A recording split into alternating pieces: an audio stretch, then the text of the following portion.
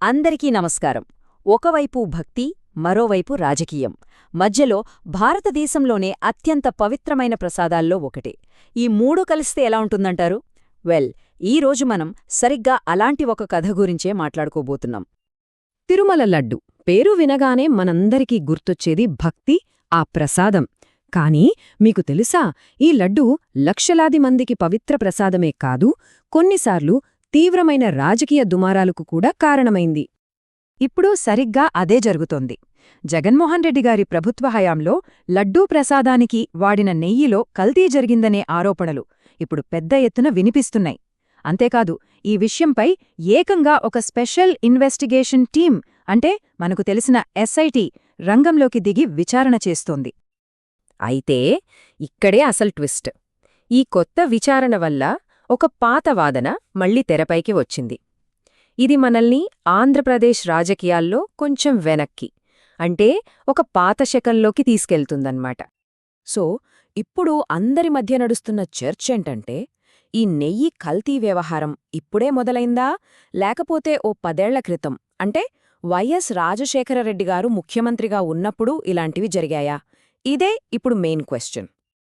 కొంతమంది వాదనేంటంటే, అప్పట్లో కూడా ఇలాంటి ఆరోపణలు గట్టిగానే వినిపించాయట. కాని విషయమేంటంటే, అవి ఆరోపణల దశ దాటి అధికారిక విచారణ వరకు ఎప్పుడూ వెళ్లలేదు. అంటే క్లియర్గా చెప్పాలంటే, అప్పట్లో ఈ చర్చంతా కేవలం రాజకీయ ఆరోపణలకే పరిమితమైపోయింది, కాని అఫీషియల్ ఇన్వెస్టిగేషన్ స్టేజ్కి మాత్రం రాలేదు. సరే, ఆ కాలంలో వచ్చిన ఆరోపణలు ఇవి మాత్రమే కాదు. ఓకే, ఈ మొత్తం కాంటెక్స్ట్ మనకు పూర్తిగా అర్థం కావాలంటే మనం అదే టైంలో, అంటే ఆ 2000 కాలంలో తిరుమల చుట్టూ అల్లుకున్న ఇంకొన్ని వివాదాల గురించి కూడా తెలుసుకోవాలి. అందులో ఒకటి చాలా చాలా పెద్ద ఆరోపణ. అదేంటంటే, పవిత్రమైన తిరుమల లడ్డూ తయారీ కాంట్రాక్టును కేరళకు చెందిన క్రిస్టియన్ మిషనరీలకు కట్టబడుతున్నారనే ఒక పుకారు. అప్పట్లో అది పెద్ద సెన్సేషన్. ఇప్పుడు ఇక్కడ మనం గమనించాల్సిన ఒక ఇంట్రెస్టింగ్ పాయింట్ ఉంది.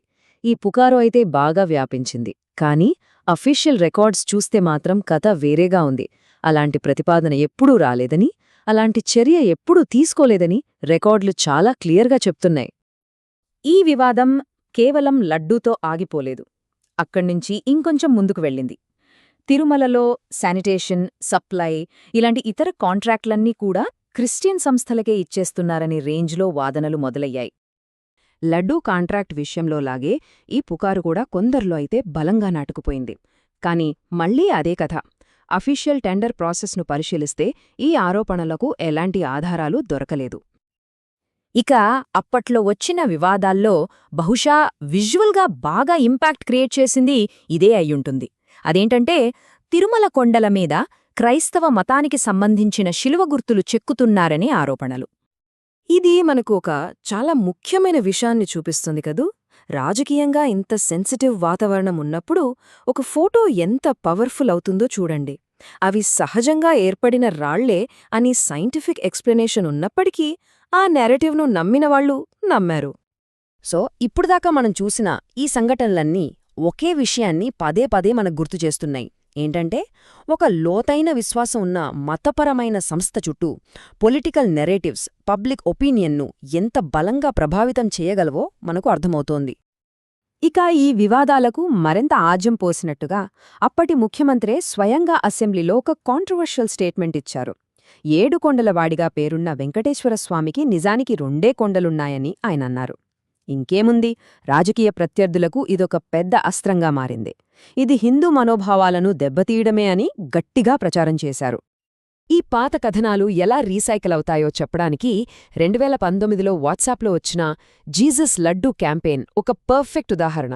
చూసారా, పాత రాజకీయ కథనాలు ఎంత ఈజీగా కొత్త ప్యాకేజింగ్లో మన ముందుకొస్తాయో ఇది చూపిస్తోంది. రైట్, ఇదంతా మనల్ని మళ్లీ ప్రస్తుతానికి తీసుకొస్తుంది. మరి ఇప్పుడు జరుగుతున్న ఈ విచారణ కూడా అప్పటి పుకార్ల లాంటిదేనా, లేక ఈసారి సీనేమైనా డిఫరెంట్గా ఉందా?